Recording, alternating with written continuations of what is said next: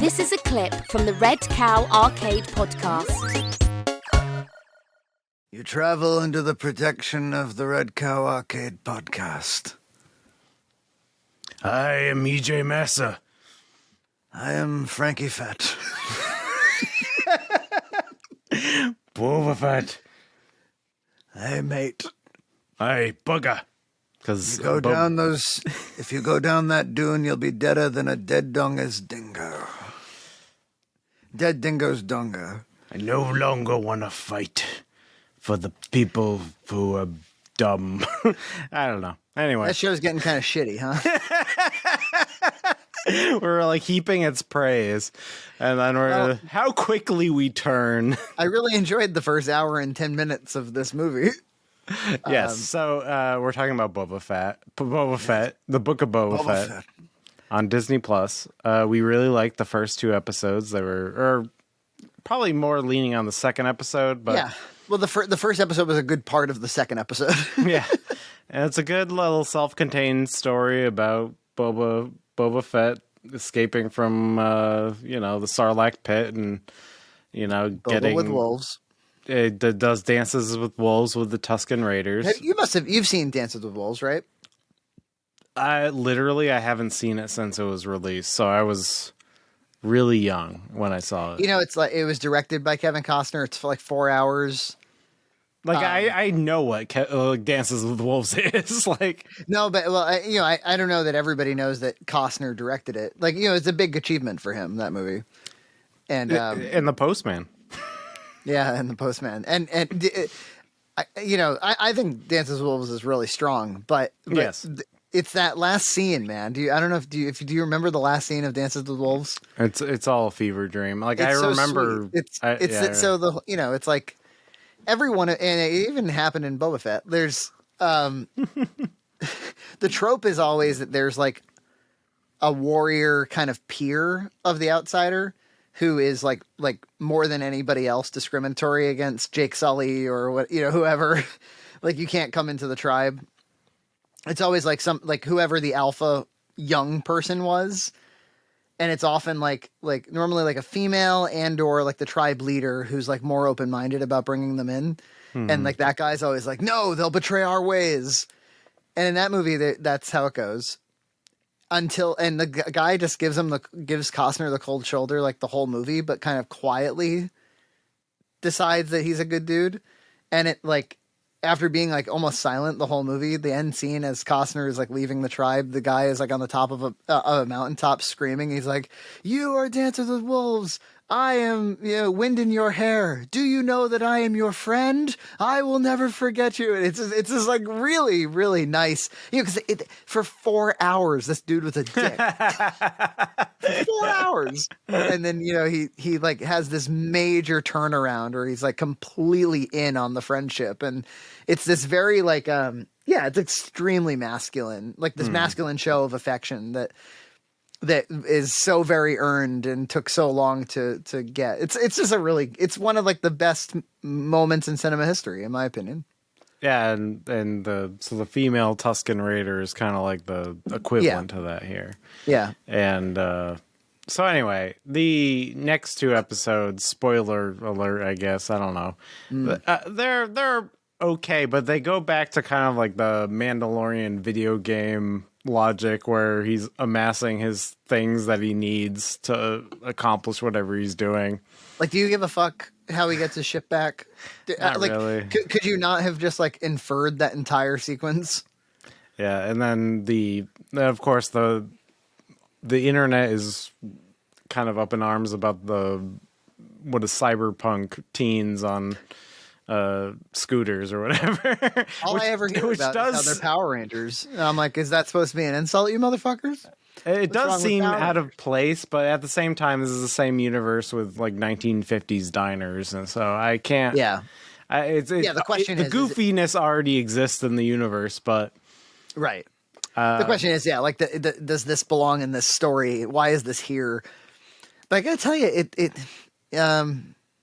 hopefully I'm not pissing too many people off by saying this. I've been noticing, by the way, like, generally speaking, our movie review clips are well received, but there is like, every time I upload one, I'm like, ugh, I hope this isn't. After I can understand why some people shy away from like movie reviews because that you always invite some kind of like hatred towards your perspective. Yeah, I think, but the alternative is something I don't want to be a part of. Like I was watching one of the YouTube like feeds me these reviews, and I watched the Jeremy Johns or whatever his name is. Oh yeah, and he was reviewing. I can impersonate that guy. I should make like his "I don't give a fuck, man" video. He was reviewing the Eternals, and I watched it, and I didn't really come away with what his opinion of the movie was. So Eternals, is it good? Is it bad? Let's just get into it. And then he's just like, these are some things that happen. They always do that shtickle where they like over-explain the plot to try to demonstrate how needlessly complex it is. You know what I really don't like? Honest Trailers. I unsubscribed from them a very long time ago, but they used to always do this thing where they would be like, in a world where, and then they would describe the movie in whatever one they were reviewing in such an abstract way that it equivocates it with some other movie. And they're like, see, it's the same movie. But it was like they were doing it in such a vague way that you could do that with anything. Where It was like you're not providing insight with your fucking little parody. I'm sorry. So, but yes, I'm with you. The bland kind of like you didn't tell me how you felt thing is not interesting to me. Yeah, or not even that. It's like you didn't tell me anything. it's like there I got nothing out of this review other than like this is a Marvel movie, and it's like it's like in a very colorful way. You talked about the movie for 10 minutes and then you uploaded it as soon as the movie came out, so that you would like it's just an SEO play. Yeah, exactly. So I'm not bothered with that. We're gonna tell you how we feel, and I don't. We like the Power Rangers. No, I'm just kidding. I defend the biker gang in that stupid show. No, they were pretty lame. I was going to say Rodriguez. I think this was the controversial statement I was going to make, but hopefully it's not that controversial. It does seem like for many years now, Rodriguez has lost his mojo. Yes, and this seems like, especially like the slow motion scooter chase. Like, what was the last? I mean, I guess people I didn't see it, but I guess people liked. Was it Alita? The like AI. Oh yeah, people did like that. People thought that was really good. It seemed lame. It seemed like cyberpunk kids on scooters to me, but I don't know. This seems like cyberpunk kids on scooters to me. Well, they're not. That doesn't happen in this movie at all. So I'm not sure where you're getting that. I don't know. But like it's equivalent. Yeah, this is the equivalent of that for sure. At least from trailers of my my stance there of he did a show, Rodriguez. I am a sucker for, I've talked about it many times, for TV shows about filmmaking. And more than that, TV shows that dramatize filmmaking to make it like reality TV-ish more. I really enjoy this. And so like Project Greenlight, I fucking love Project Greenlight. I can't get enough of Project Greenlight. Just dump it all over me. I love it. And he did a Project Greenlight-esque show where like you come, how did it go again? I think it's like, oh yeah. Everybody, he selected something like 5 directors. They each get $7,000, which was the budget of El Mariachi, his first movie. The one that he wrote the book, Rebel Without a Crew, for. And they all have to make their $7,000 movie. But like the thing, it's all cheats because he provides them with like a costume shop, and he provides them with like an open casting call. So like they invite tons of like Austin. They all go out to Austin and make the movie. But anyway, it was on like it's gone now, but like Verizon had a streaming platform of some kind for about 5 minutes. They all did. And it was an exclusive on that. You can't find it anywhere. How did I end up getting it? I think I like temporarily subscribed to it and ripped all the episodes, and I have them on my Plex. But anyway, I really enjoyed it. Because you get to watch like Rodriguez, who's kind of like a hippy dippy, meditation, like in touch with nature, like in the behind the scenes footage of him on Mandalorian, he's like picking at his acoustic guitar, and he's just like a very like cool dude making movies, making shitty movies about biker gangs. Spy like, Kids. I'm in the flow state making a horrible movie.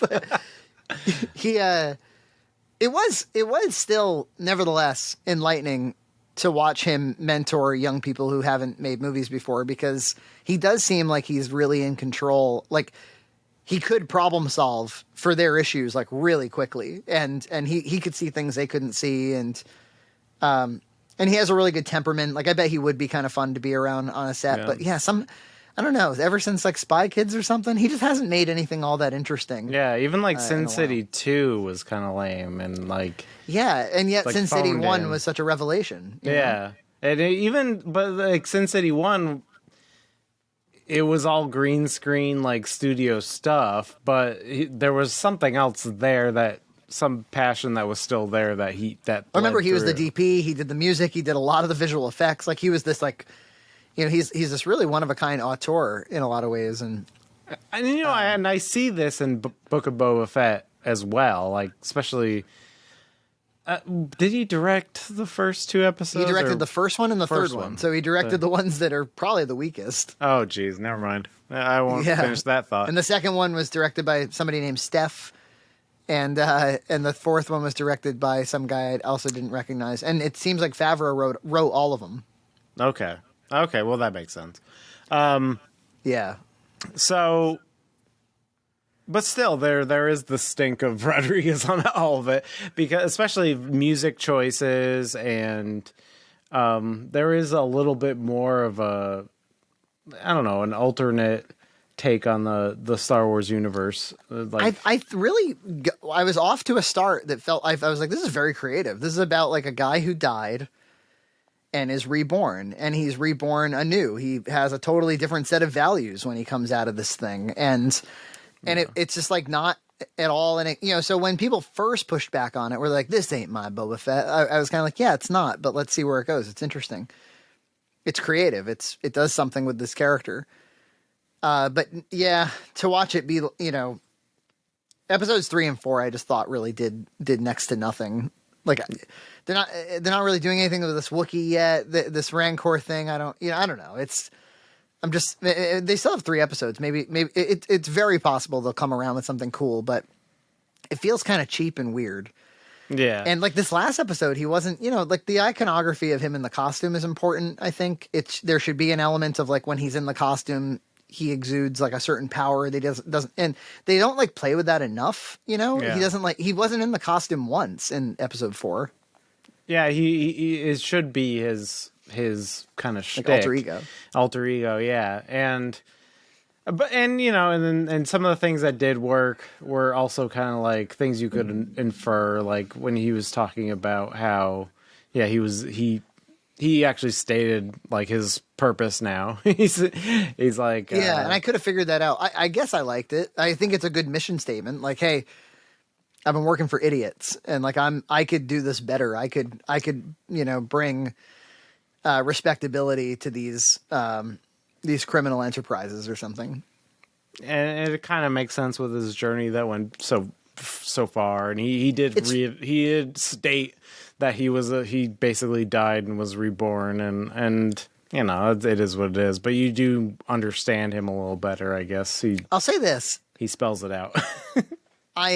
even though it's clearly not as good as The Mandalorian, like I think by objective standards at this point, I'm still more intrigued by it than The Mandalorian. I don't know why. I don't know, I think I agree with you. Yeah.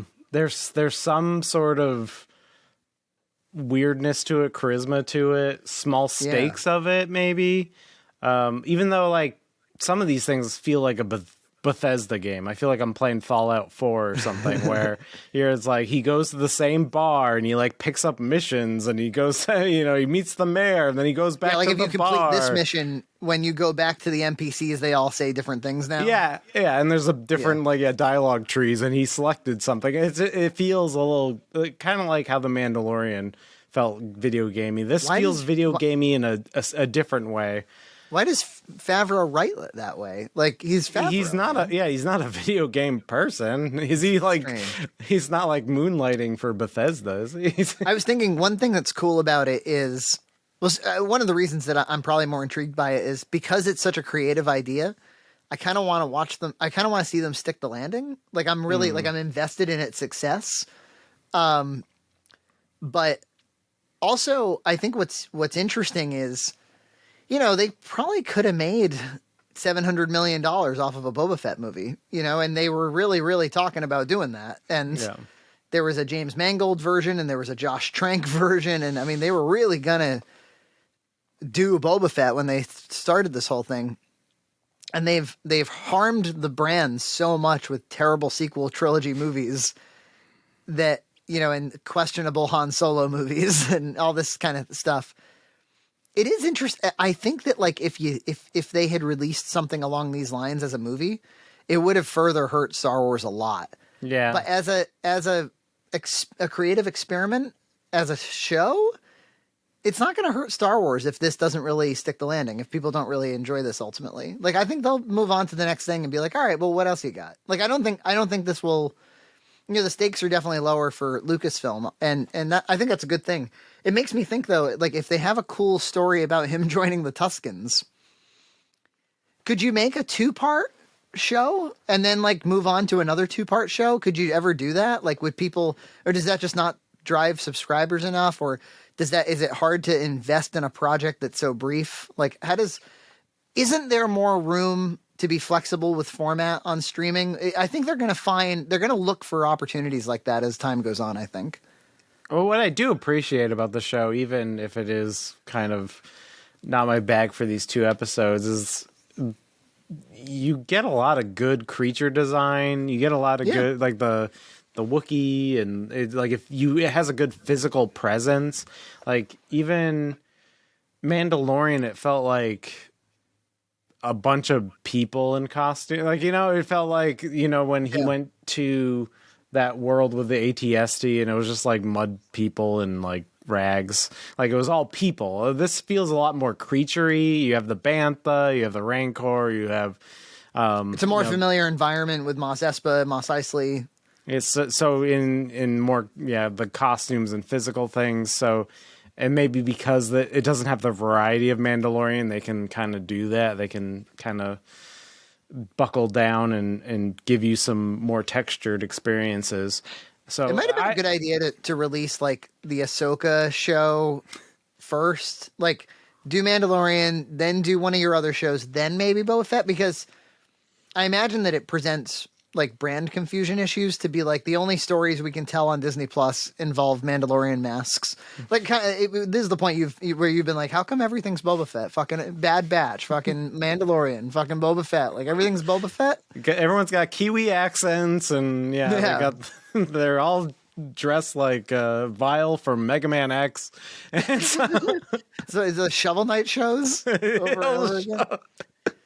Yeah, it's a weird choice to be like we're all in on these Mandalorians. When it's like that wasn't Star Wars, but it is Star Wars now. Yeah, it wasn't Star Wars for a long. Although actually, you know what? Now that you say that, that's one thing I do appreciate about this show is it does like to have made Boba Fett just a clone, even if he was a special clone. It was like, oh man, Boba Fett's just one of millions of the same guy.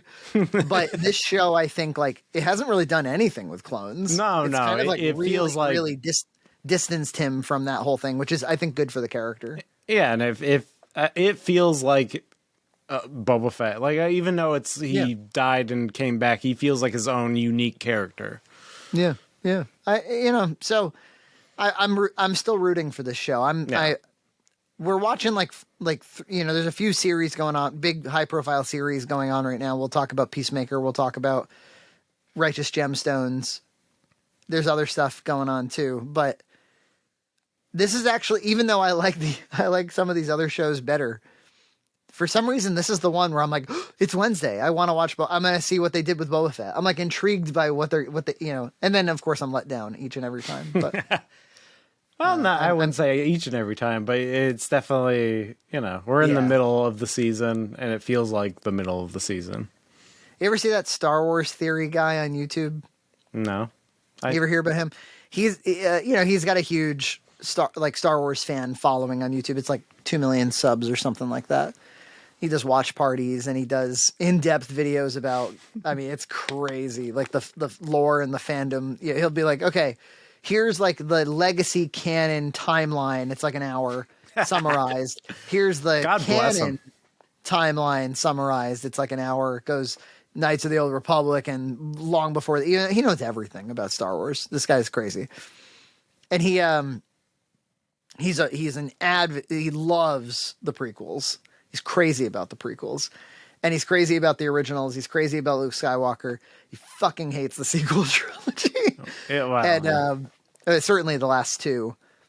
And when Luke came back in Mandalorian, he like it's a pretty moving video because you're watching the stream. He always does these watch parties, and he did this stream, and he just like ugly cried through all of CG Luke showing up. I mean, it's captivating because he starts with like an X-wing. What could an X-wing be? And then he's like, no, they're not gonna. Don't do this to me. Don't do this to me. And then there's this hooded figure. He's like, they're not gonna do it. And then he just like he's overcome with emotion. I mean, it's really a cool thing to see somebody like have such a genuine moment. And then there was this really weird thing where some Lucasfilm employee was like mocking him on Twitter. What? Yeah, and he like I don't know what came of it, but it became this big internet controversy where this guy. You'd think that's was, like, the some reaction weird you'd want to have from your stuff. Well, he was like part of the comic division or something. It was when there was some infighting between like the Kathleen Kennedy people and the Jon Favreau people. Oh, I always see thumbnails about that stuff. I don't want to. So it's always like Kathleen Kennedy's last days. And it's like, it's been Kathleen Kennedy's last days for like 5 years, guys. I know, they're going to give her the fucking boot. I don't know. I don't know anything, but I see the thumbnails. The boy is somebody hopeful. Somebody remains optimistic. But yeah, anyway, he'll get recommended to me immediately after I watch one of these things, and he always has at least an interesting and informed Star Wars take. I mean, Star Wars is this dude's whole life, and he's a little bit of like a frat guy too. He's like not a absolute nerd. He's like, all right, guys, so I'm going to tell you about why Black Chrysanthemum got exiled from Kashyyyk, guys, and don't forget to like and subscribe. All right, let's go. Subscribe to Red Cow Entertainment on Patreon for full episodes every other week.